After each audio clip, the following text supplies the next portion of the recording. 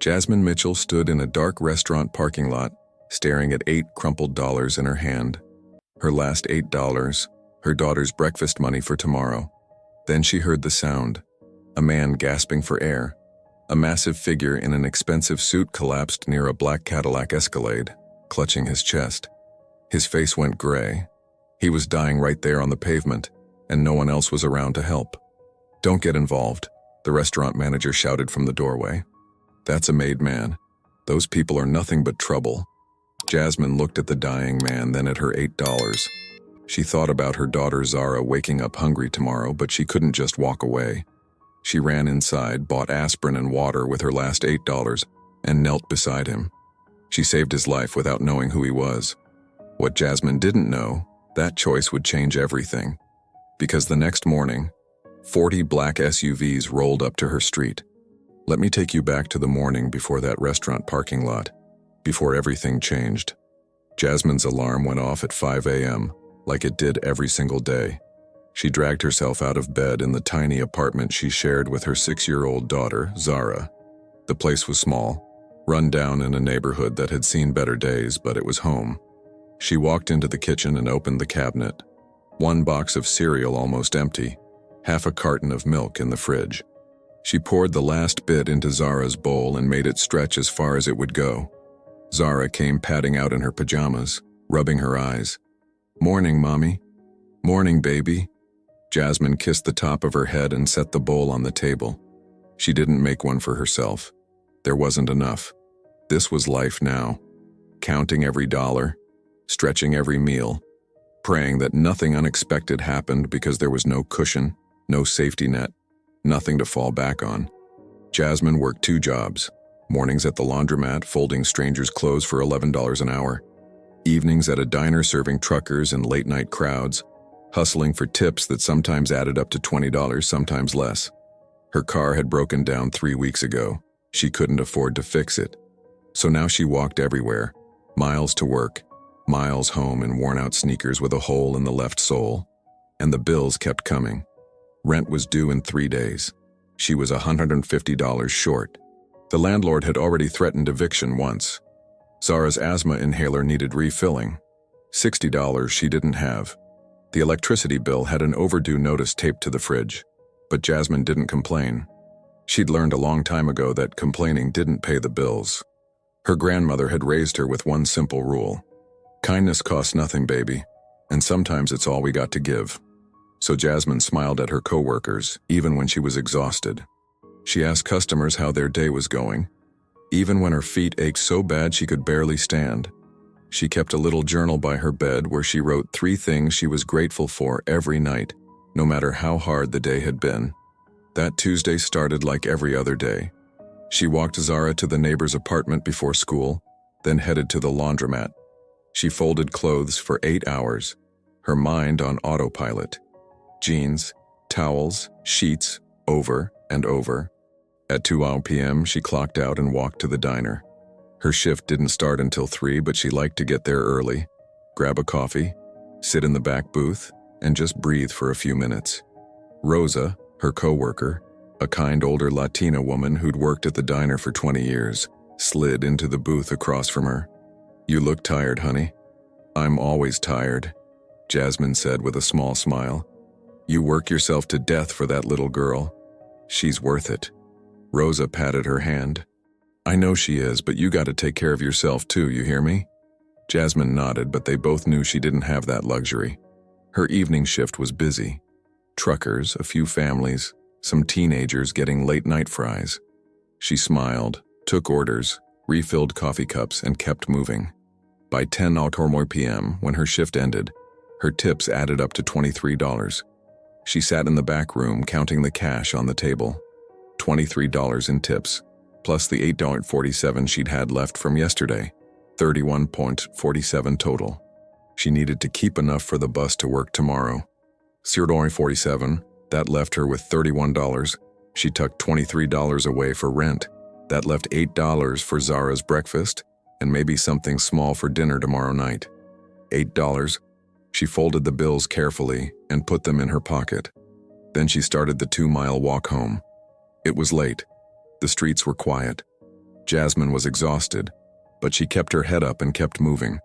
She decided to cut through the Bella Napoli restaurant parking lot on her way. There was a restroom there and she needed to stop. That's when everything changed. That's when she heard the man gasping for air. And in that moment, Jasmine Mitchell had a choice to make. A choice that would cost her everything she had. A choice that would save a life. A choice that would reveal who she really was when no one was watching. She had no idea that this one decision would change her life forever. Jasmine pushed open the restaurant restroom door and stepped back outside into the parking lot. The dim lights overhead cast long shadows. It was just past 11 p.m., and the place was almost empty. That's when she saw him. A man, massive, probably 6'3", with salt and pepper hair slicked back, wearing an impeccably tailored charcoal suit. A thick gold chain gleamed at his neck, and a large signet ring caught the light. He leaned against a black Cadillac Escalade with tinted windows under one of the lights. Even from a distance, Jasmine could see the way he carried himself. Power, authority, money. She'd heard stories about men like him. Everyone had. Dangerous. Connected. The familia. Stay away. She started walking toward the street, minding her own business. Then the man stumbled, his hand shot to his chest, his face twisted in pain. He dropped to one knee, gasping. Jasmine stopped. The man collapsed onto the pavement flat on his back. His breathing came in short, desperate bursts. His lips were turning blue. She stood there, frozen. Every instinct screamed at her to keep walking. This wasn't her problem. She had Zara to think about. She had enough trouble in her own life. But then she heard it. A sound that made her blood run cold. The man wasn't breathing anymore. His chest had stopped moving. "Hey!" Jasmine shouted toward the restaurant. "Hey, someone call 911. The manager, a white guy in his 30s, stepped outside with a cigarette in his hand. He looked at the man on the ground, then at Jasmine. "Lady, you crazy? That's Don Vincenzo Castellano. Leave him alone. You don't want any part of that world." "He's having a heart attack," Jasmine said, her voice rising. The manager shrugged. "Not our problem. Those Mafia guys, they're nothing but trouble. Trust me, you don't want to get involved." An older man, maybe 60, white, wearing a trucker hat, walked out of the restaurant with a bag of food. He saw the scene and shook his head. He walked over to Jasmine and grabbed her arm gently. "Miss, listen to me. Don't get involved. People like that, they're dangerous. You've got a kid to think about, don't you? I can tell. Just walk away." Jasmine pulled her arm back. "A man is dying." The trucker shook his head again, muttered something under his breath, and walked to his car. He drove off without looking back. Jasmine stood there alone in the parking lot. The manager went back inside, leaving her with the dying man. She looked down at him. His chest wasn't moving, his face was gray. She thought about her grandmother. Years ago, her grandmother had collapsed on a city sidewalk. A stroke. People walked past her. No one stopped. By the time someone finally called for help, it was too late. Jasmine had been 12 years old when she got that phone call. She'd never forgotten it. She dropped to her knees beside the man. Sir, can you hear me?" His eyes fluttered open just barely. He tried to speak, but only a wheeze came out. "Heart meds. Forgot." Jasmine pulled out her phone. 1 bar of signal, 10% battery. She dialed 911. The call dropped. "Damn it." She stood up and ran toward the restaurant. She burst through the door. "Call an ambulance right now, he's dying out there." The manager rolled his eyes but picked up the phone behind the counter. Jasmine didn't wait. She scanned the shelves, grabbed a bottle of aspirin and a bottle of water. She ran to the counter and slammed them down. "How much?" $650. She pulled the $8 from her pocket, Zara's breakfast money, and handed it over. The manager gave her $150 and change. She didn't wait for a receipt. She ran back outside. The man was still on the ground, barely conscious. Jasmine twisted the cap off the aspirin bottle, shook 2 tablets into her hand, opened the water, and knelt beside him. Hey, look at me. I need you to chew these. Can you do that?" He opened his mouth weakly. She placed the tablets on his tongue. "Chew. Come on." He chewed slowly, wincing. She held the water bottle to his lips and he took a small sip. "Help is coming," she said, her hand on his shoulder. "You're going to be okay, just stay with me." His hand reached up and grabbed hers. His grip was weak, but it was there. "What's your name?" he whispered, his voice barely audible. "Jasmine. Jasmine Mitchell." "Jasmine?" He coughed. "You saved my life." "Not yet, but I'm trying." In the distance, sirens wailed. They were getting closer. Then out of nowhere, another black SUV roared into the parking lot. A younger man, maybe 35, also wearing a perfectly tailored suit, jumped out and ran over. "Don Vincenzo, oh my God, boss." He dropped to his knees on the other side of the man. He looked at Jasmine, his eyes wide with shock. "You helped him?" "He needed help," Jasmine said simply. The younger guy stared at her like she'd just done something impossible. "Most people cross the street when they see us." Jasmine didn't respond. She just kept her hand on Vincenzo's shoulder until the ambulance pulled into the lot. The paramedics rushed over with a stretcher and equipment. One of them looked at Jasmine. "Did you give him aspirin?" "Yes, 2 tablets maybe 3 minutes ago." The paramedic nodded. "Smart move. You probably just saved his life." They loaded Vincenzo onto the stretcher. He reached out and grabbed Jasmine's wrist one more time, his eyes locked onto hers. "Tell them Don Vincenzo sent you." She had no idea what that meant. The younger guy stood up as the ambulance doors closed. He walked over to Jasmine, pulled a business card from his wallet, and handed it to her. It was plain white with just a phone number and a small embossed logo.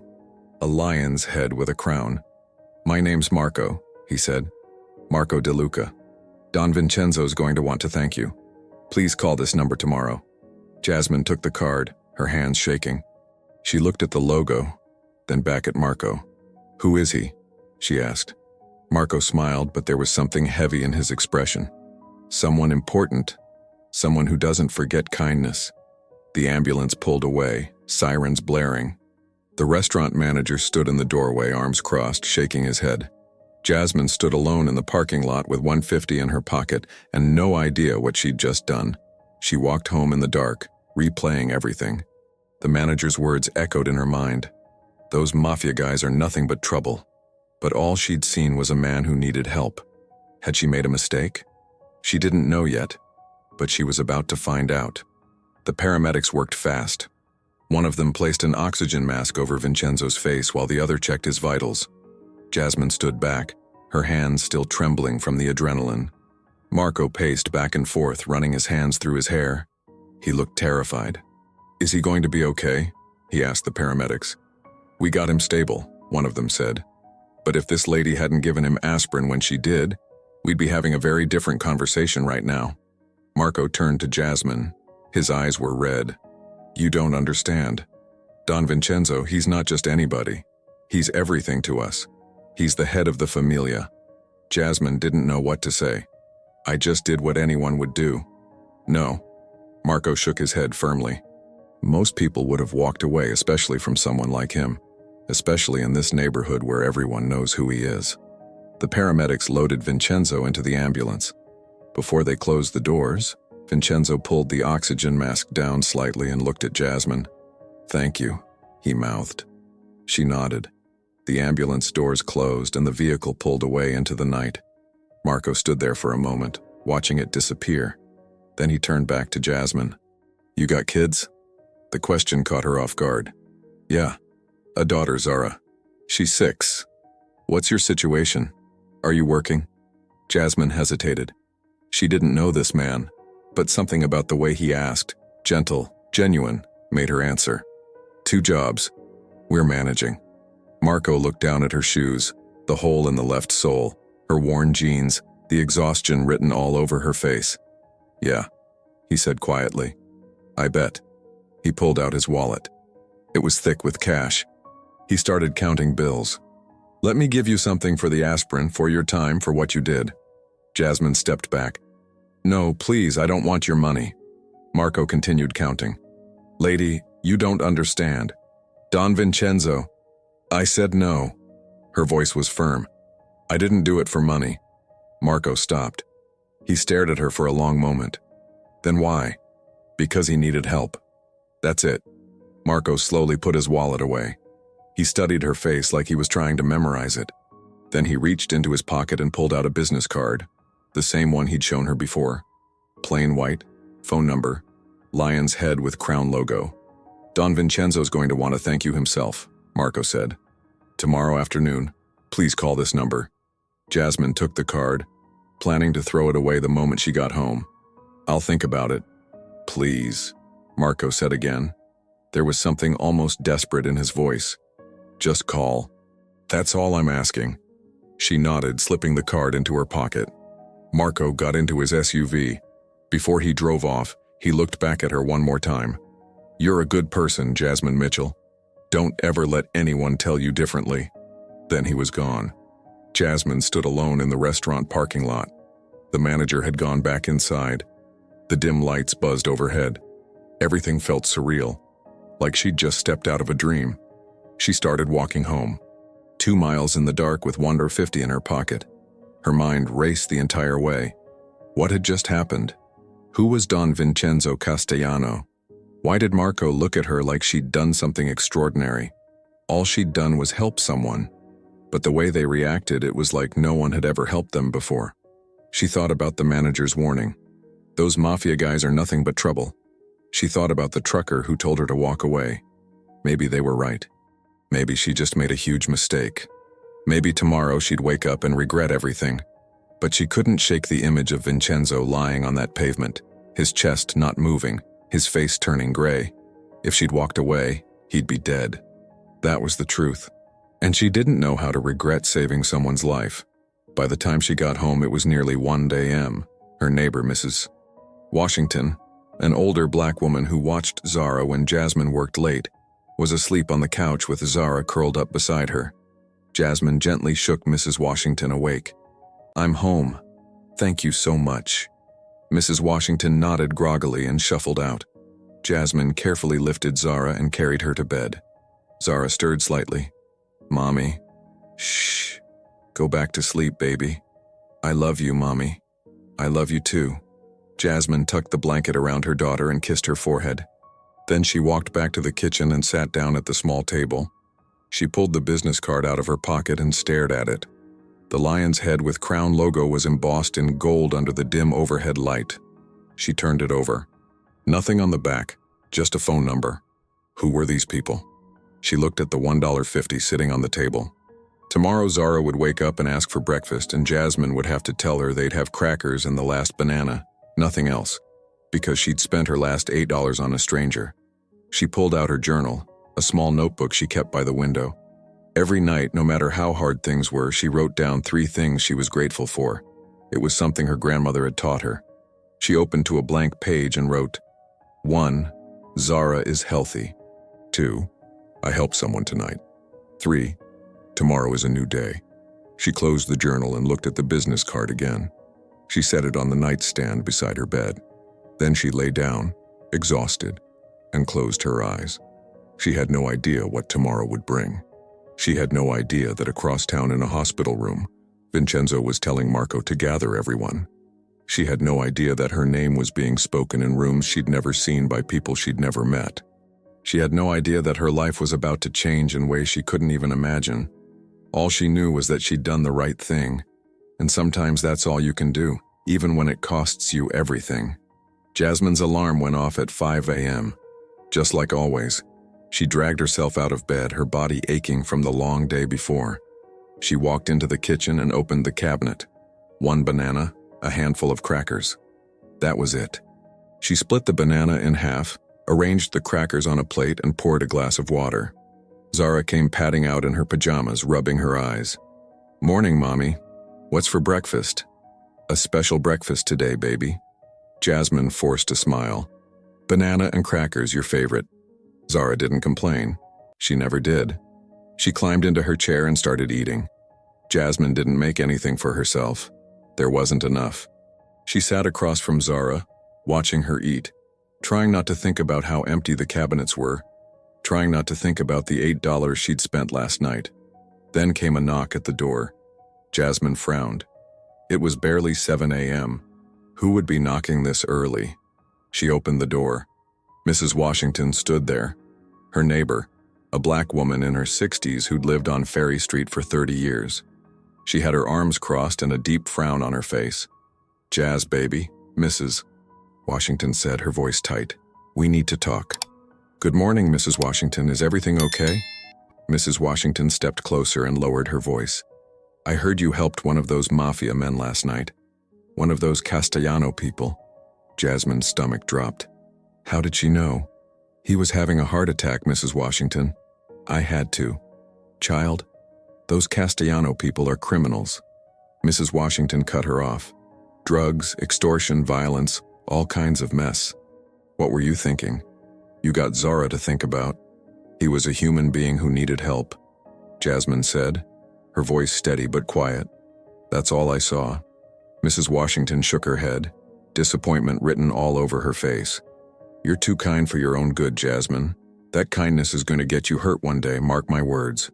She turned and walked back to her apartment, leaving Jasmine standing in the doorway. Jasmine closed the door slowly and leaned against it. Her hands were shaking. Had she made a mistake? She looked at Zara, still eating her crackers, completely unaware of the conversation that had just happened. Jasmine forced herself to breathe. Finish up, baby.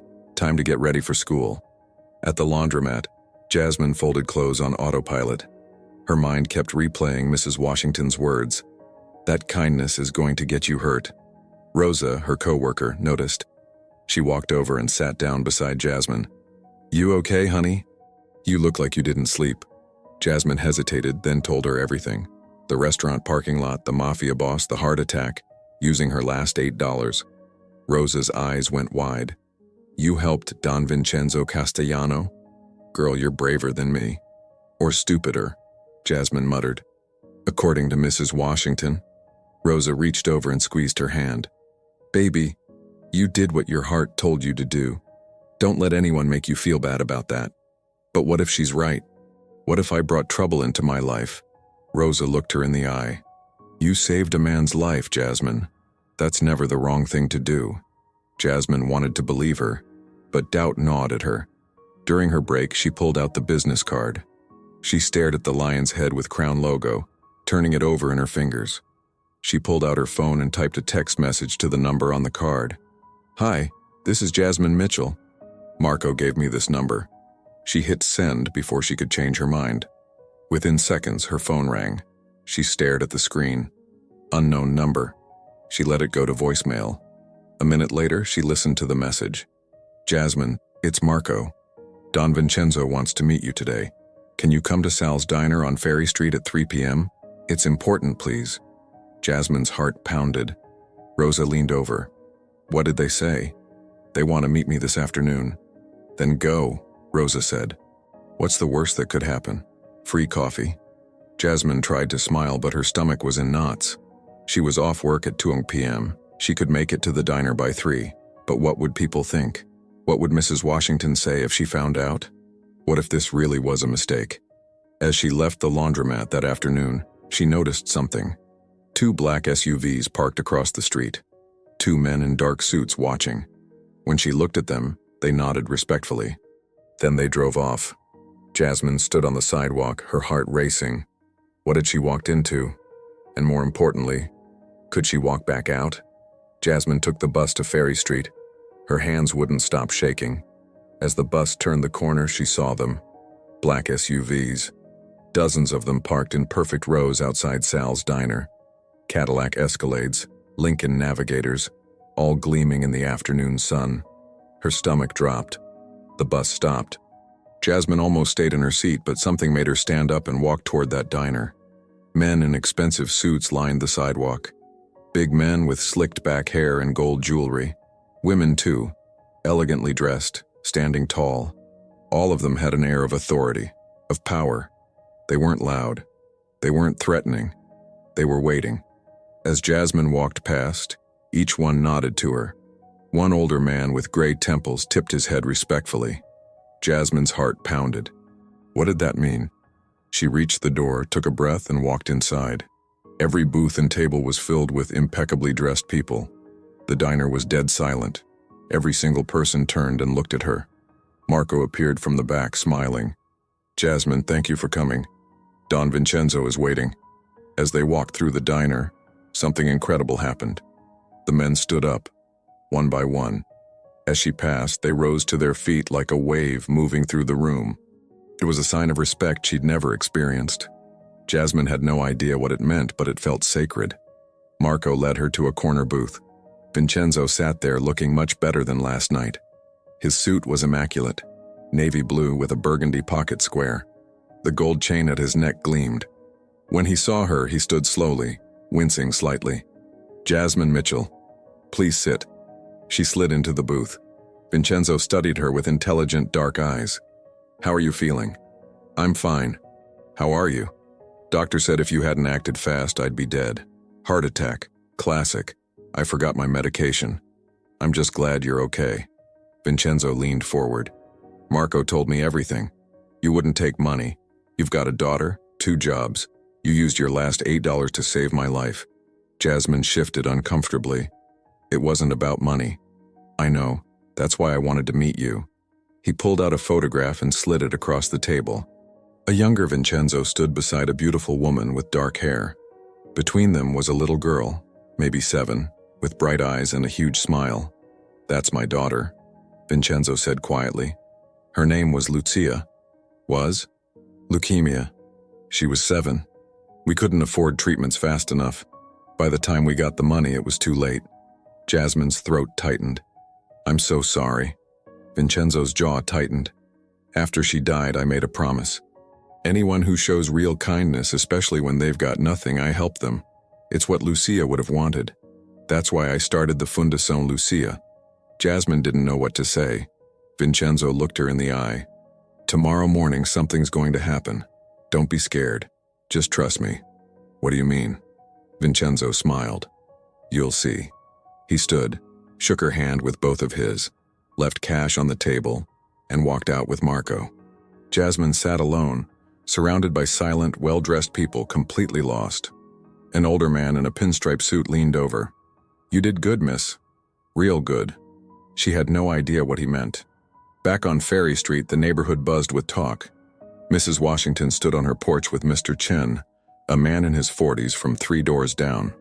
"That girl Jasmine is mixed up with the Castellano family now," Mrs. Washington said. "I told her no good would come of it." Mr. Chen frowned. "The Mafia on our street, we got to do something." A young mother overheard. "I'm keeping my kids inside tomorrow." Word spread fast. By dinner time, the whole block was on edge. Parents warned their children. Curtains stayed drawn. Doors stayed locked. No one knew what was coming. But everyone was afraid.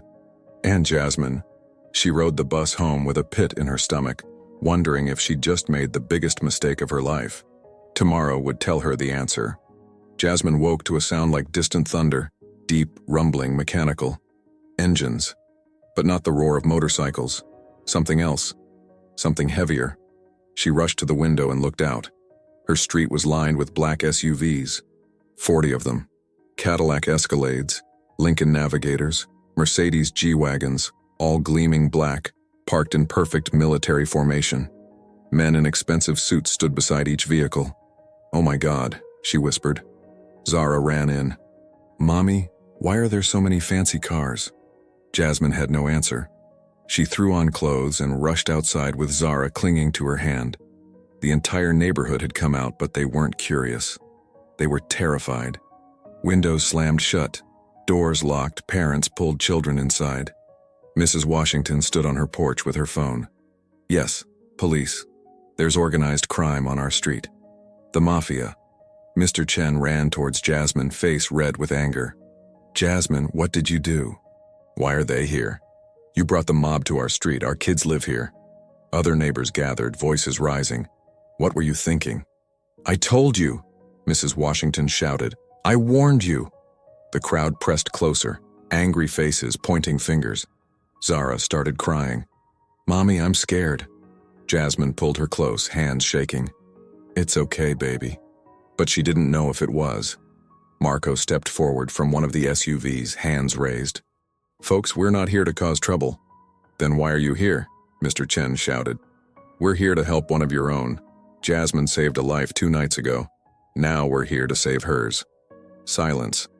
A large moving truck pulled up behind the convoy. Men in suits started unloading boxes. Marco turned to the crowd. "My name is Marco De Luca. I work with the Fundación Lucia, a non-profit that helps struggling families. Non-profit? Someone muttered, skeptical. Don Vincenzo Castellano, the man Jasmine saved, is our founder. He started the Fundación Lucia after his daughter died of leukemia. We've helped over 3,000 families in 20 years. We raise money, build community centers, and pay medical bills. Mr. Chen's face changed. Wait, Fundación Lucia? You helped my cousin in Detroit, Miguel Chen, veteran with PTSD. You paid for his therapy. Marco nodded. A woman gasped. You paid for my son's heart surgery 2 years ago. Another voice. You saved my grandmother's house from foreclosure. The atmosphere shifted. Fear turned to understanding. Mrs. Washington's hand covered her mouth. Lord, we judged you all wrong. Vincenzo stepped out of the lead escalade, moving slowly but with commanding presence. He wore a charcoal gray three-piece suit, a black overcoat draped over his shoulders. The crowd parted as he walked toward Jasmine. He turned to face the neighbors. I get it, Vincenzo said, his voice deep and authoritative. You saw the suits, the cars, the convoy, you got scared, that's human. He pointed to Jasmine. But this woman didn't see any of that. She saw a man dying and used her last $8, her daughter's breakfast money, to save my life. Complete silence. She didn't know who I was. Didn't care. She just saw a human being who needed help.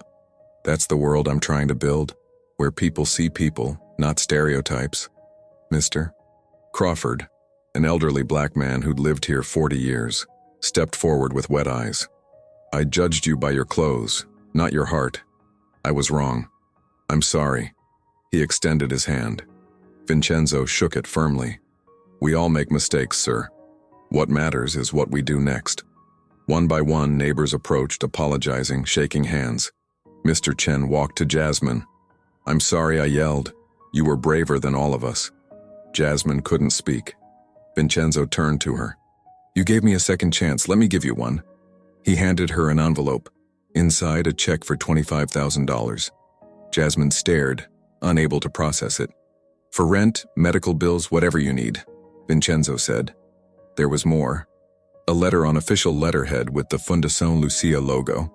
We offer you the position of Community Outreach Coordinator. Salary $52,000 per year, full benefits, health insurance, start in 2 weeks. Jasmine's knees buckled. She dropped to the ground, sobbing. Zara knelt beside her. Mommy, why are you crying? Happy tears, baby. Happy tears. The neighbors erupted in applause. Some cried too. Car doors closed in unison, a powerful sound echoing down the street. Mrs. Washington pulled Jasmine into a hug. Baby, you showed us how to be better, I'm so sorry. Vincenzo knelt beside Jasmine, wincing slightly. One more thing. He pulled out a car key. We bought your car from Impound. Fully repaired. Detailed. New tires. It's around the corner. Jasmine looked up, face streaked with tears. Why? Why all this? Vincenzo's eyes glistened. 20 years ago, my daughter died because we didn't have enough money. I swore I'd never let that happen to another family. You saved my life with your last dollars. Didn't hesitate. Didn't ask for anything. That's who the world needs. That's who I need. I'm nobody special. You're wrong. You're exactly who we've been looking for. Marco stepped forward. There's more. Come. He led her to the moving truck. Inside, furniture, a bed for Zara, groceries, toys, school supplies, clothes. Jasmine laughed through tears, disbelief and joy mixing. This is too much. It's not enough, Vincenzo said. But it's a start. The men in suits began unloading. The neighbors, terrified an hour ago, stepped forward to help. Mr. Chen grabbed a box. Where do you want this? Mrs. Washington directed traffic. Careful with that bed. The young mother who'd locked her kids inside now had them helping carry toys. The entire street came together. Fear and prejudice transformed into community and love. Vincenzo stood beside Jasmine. Tomorrow we start planning the community center right here. Community center? Mitchell House. Named after you. Jasmine shook her head, crying. You can't. I can. And I am. Zara tugged her hand. Mommy, they brought me a bike. Jasmine looked at her daughter's face. Pure joy. No fear. And something inside her broke open.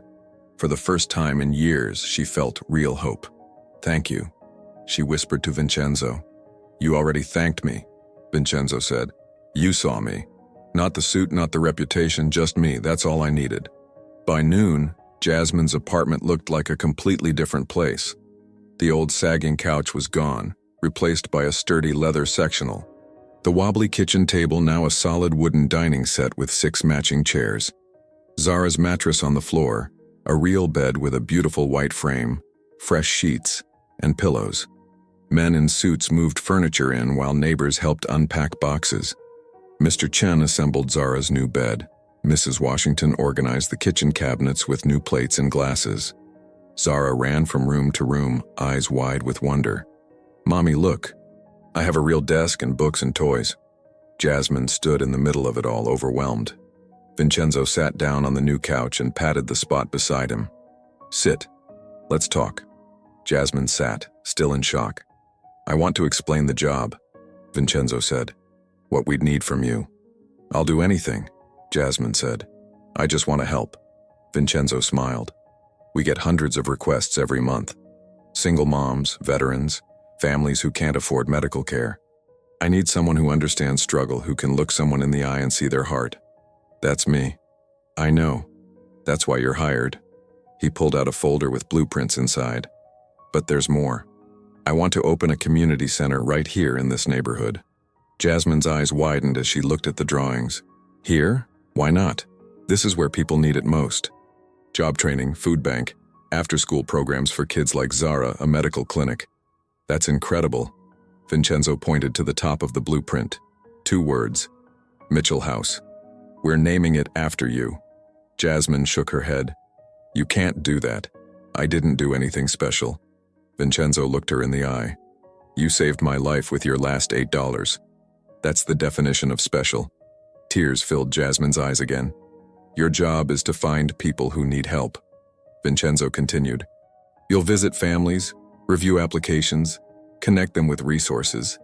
Everything you went through, that pain you felt trying to make ends meet, that's your superpower now, because you know exactly what they're going through." Jasmine nodded, wiping her eyes. "When do I start?" 2 weeks. That gives you time to quit your other jobs and settle in." Vincenzo pulled out a benefits packet.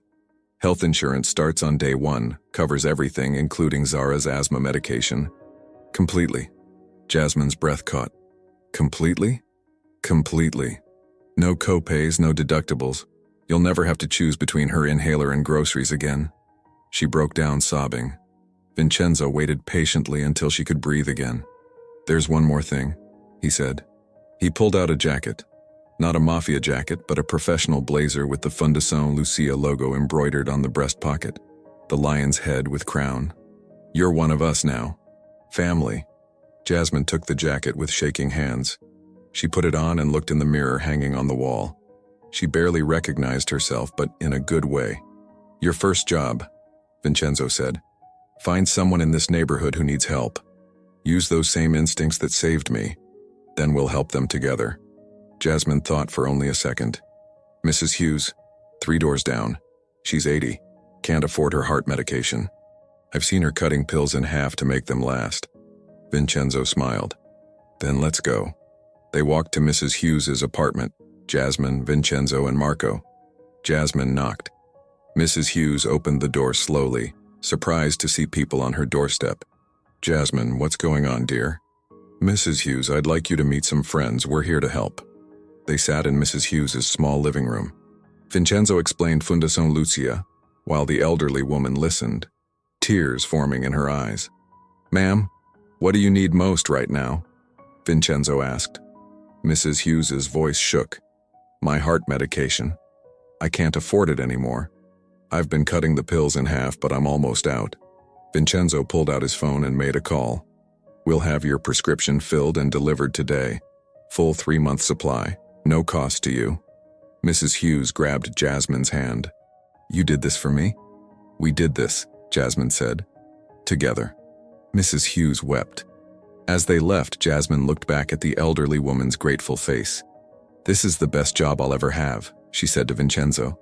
"I know," Vincenzo replied, "because you understand what it means to need help, and now you get to be the person who shows up." They walked back to Jasmine's apartment where the celebration continued. Neighbors laughed. The familia members shared stories.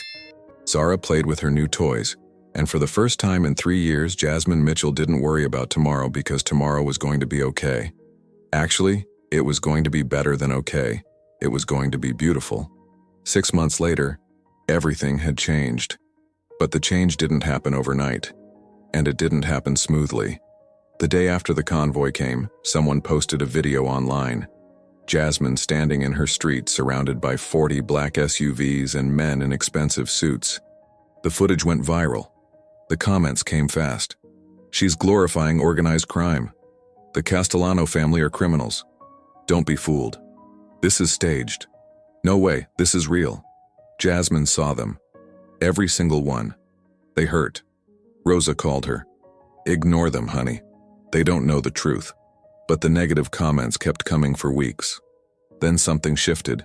Families Fundación Lucia had helped started sharing their own stories. Videos, posts, testimonials. A veteran in Ohio. They gave me housing when I had nothing. A single mother in Pennsylvania. They paid for my daughter's surgery. She's alive because of them. An elderly man in Michigan. They saved my home. The comments changed. I was wrong about the Castellano family. This is what real charity looks like. Faith in humanity restored. Within a month, Fundación Lucia was trending. Month 1. Jasmine sat at her new desk in the Fundación Lucia office.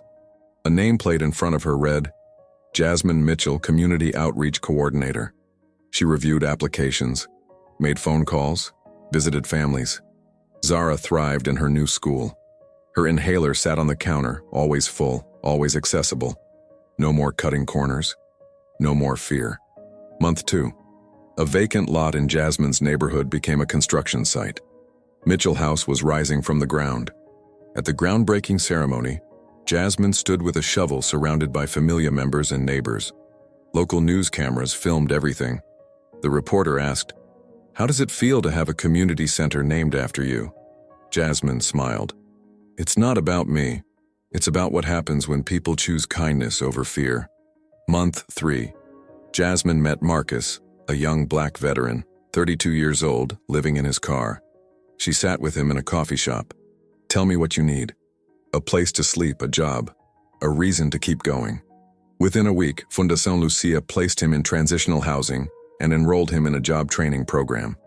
3 months later, Marcus worked at a local factory. He had his own apartment, a paycheck, hope. He came back to thank Jasmine, shaking her hand with tears in his eyes. "You gave me a second chance." "No," Jasmine said. "You gave yourself a second chance." I just opened the door. Month 4, Mitchell House opened. The ribbon-cutting ceremony drew hundreds of people. Jasmine and Zara cut the ribbon together, both laughing. Inside, the building buzzed with life. A job training center, a food bank, an after-school program, a medical clinic offering free checkups. On opening day, 43 people came through the doors seeking help. All 43 left with something they needed. Month 5, testimonials poured in. Rosa, a Latina mother of 3. "Fundación Lucia paid for my daughter's surgery. Without them, I would have lost her."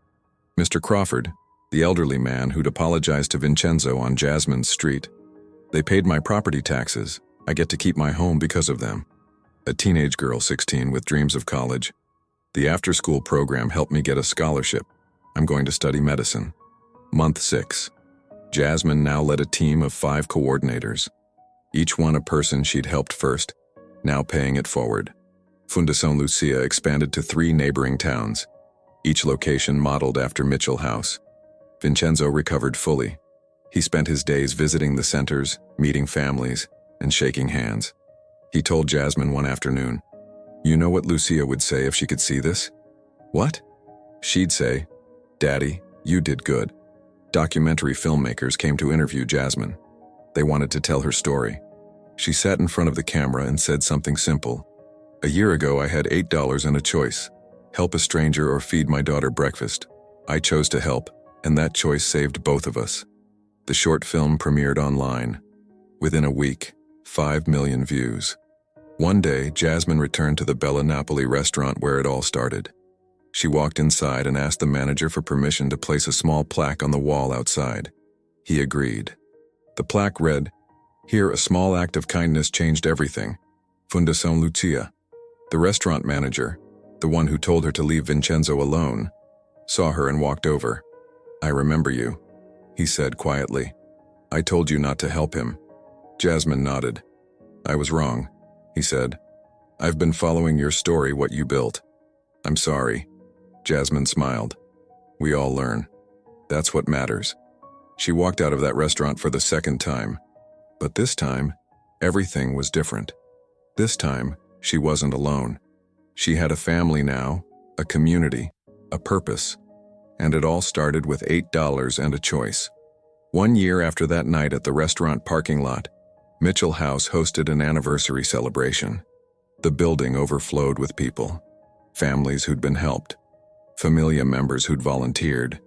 Neighbors who'd learned to see past their prejudices. Balloons hung from the ceiling. A banner stretched across the wall. 1 year of kindness. Jasmine stood at a small podium looking out at the crowd. Zara sat in the front row, beaming. Jasmine cleared her throat. "A year ago, I spent my last $8 on a stranger. I didn't know who he was, I didn't care, he needed help, that's it." The room applauded. "I was scared," Jasmine continued. "People told me I was making a mistake, that I was bringing trouble into my life. And for a moment, I believed them." She looked at Vincenzo, standing in the back with his arms crossed and a proud smile on his face. "But what I learned is this. Kindness is never a mistake, even when it costs you everything. Especially then." More applause. Some people wiped their eyes. After the speech, a young woman approached Jasmine. She was white, early 20s, with nervous eyes. "Hi," the woman said. "My name is Emily. I don't know if you remember, but you helped my mom 6 months ago.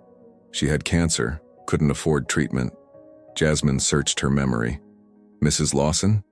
Emily nodded, tears spilling down her cheeks. "She's in remission. The doctor said it's a miracle, but it wasn't a miracle, it was you, it was Fundación Lucia." They hugged tightly, both crying. Mrs. Washington walked over, now a regular volunteer at Mitchell House. She pulled Jasmine aside. "Baby, I need to say something." "What is it, Mrs. Washington?" "I'm sorry for what I said that morning, for judging you. For judging them." She gestured toward the familia members scattered throughout the room. "You taught this old woman that it's never too late to change." Jasmine squeezed her hand. "You were just trying to protect me. I understand. Still, I was wrong, and I'm grateful you didn't listen to me." That evening, after the celebration ended, Jasmine walked home. She still walked everywhere. Even though her car was fixed, she liked the quiet, the time to think. As she passed a different restaurant, she saw a young man sitting on the curb. Latino, maybe 22, head in his hands. Jasmine stopped. "Hey, you okay?" The young man looked up, eyes red. "My car broke down. I don't have money for a tow. I'm supposed to pick up my son from daycare in 20 minutes. Jasmine opened her purse and pulled out $50. She handed it to him. "What?" "No, I can't." "Yes, you can," Jasmine said. "Get your car towed. Get your son." The young man stared at the money like it was a miracle. "I don't even know you." "You don't have to." Jasmine pulled out a Fundación Lucia card and handed it to him. "When you're back on your feet, help someone else. Pass it on. And if you ever need more help, call that number." Tears streamed down his face. "Thank you. I won't forget this." Jasmine smiled. "I know you won't." She walked away, her heart full. A year ago, she'd been the one with nothing, the one who needed help. Now she was the one giving it. The cycle continued. Kindness creates more kindness. And somewhere Jasmine knew Lucia was watching, smiling, proud. Jasmine's story started with $8 and a choice. She could have walked away. She could have listened to the fear. But she didn't. She saw a human being who needed help, and she helped. That one choice changed everything. Here's my question for you. Who can you help today? Who needs your $8, your time, your kindness? And who have you judged unfairly? What person have you walked past because of how they looked? Jasmine looked past the expensive suit and the reputation. She saw a person, not a stereotype. How many times have we judged too quickly? If this story moved you, Don't just watch, act. Help someone this week. Leave a comment. Tell me about a time kindness changed your life. If you believe in second chances and communities lifting each other up, hit that like button. Subscribe. Share this story because the more people who see this, the more kindness spreads. Now go be someone's Jasmine.